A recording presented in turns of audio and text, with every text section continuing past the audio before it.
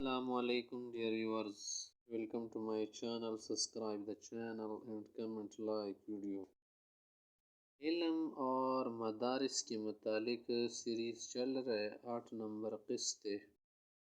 ہم نے پہلے کہا تھا کہ انگریز نے کوشش کی کہ مسلمانوں کو پہلے یہ باور کرایا جائے کہ یہ جو علوم آپ لوگ پڑھ رہے ہیں یہ کیا ہے، یہی تو جو فنون ہیں آپ پڑھ رہے ہیں یہی تو اصل علم ہے۔ تو اس طرح سے ان کو پہلے کیا کر دیا، دینی تعلیم سے دور کر دیا۔ پھر بعد میں یہ نام دیا کہ دیکھے یہ دنیا کی چیزیں ہیں، اور پھر اس کے لیے الگ الگ ادارے وجود میں آ گئے۔ اس کی وجہ سے مسلمانوں میں بہت اختلاف سا ہو گیا۔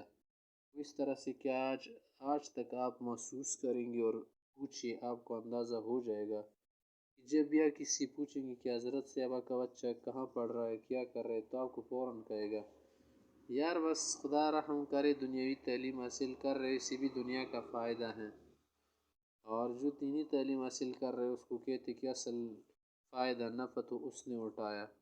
تو اس طرح کی باتوں سے ہم لوگ کیا ہو گئے، تعلیم سے بھی دور ہو گئے، علم سے بھی دور ہو گئے، اور پھر کیا کر دیا، بعد میں کہا کہ نہیں یہی تو علم ہے جو ہم فنون پڑھ رہے، کوئی اور چیز علم نہیں ہے۔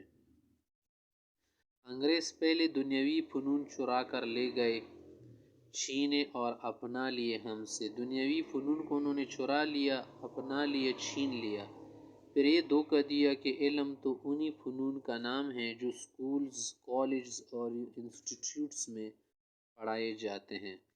قرآن و حدیث اور علوم عربیہ سے علوم کا لیبل ہٹا کر یہ لیبل دنیاوی فنون پر انہوں نے چسپاں کر دیا، اور کہا علم تلوار ہے، علم نور ہے، علم پاور ہے، طاقت ہے، وغیرہ وغیرہ اس طرح کے جملے۔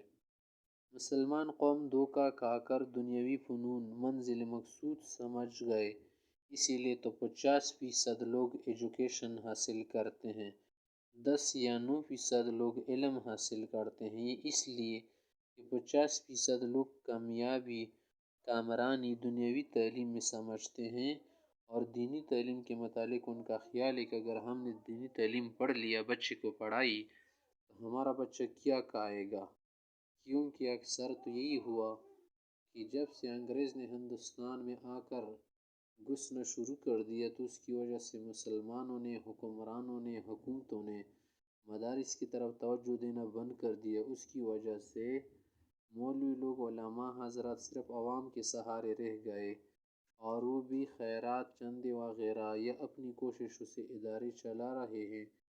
تو لوگوں نے سمجھ لیا کہ دیکھیے یہاں پر کیا حاصل ہوگا، اصل چیز تو یہی ہے کہ ڈاکٹر بن جائے، بڑی تنخواہ ہوگی، انجینئر بن جائے، کوئی اور عہدہ کیا کر لے، کوئی اور ڈگری حاصل کر لے، اور دینی تعلیم جو ہے نا اس میں انسان کو کچھ بھی نہیں ملتا۔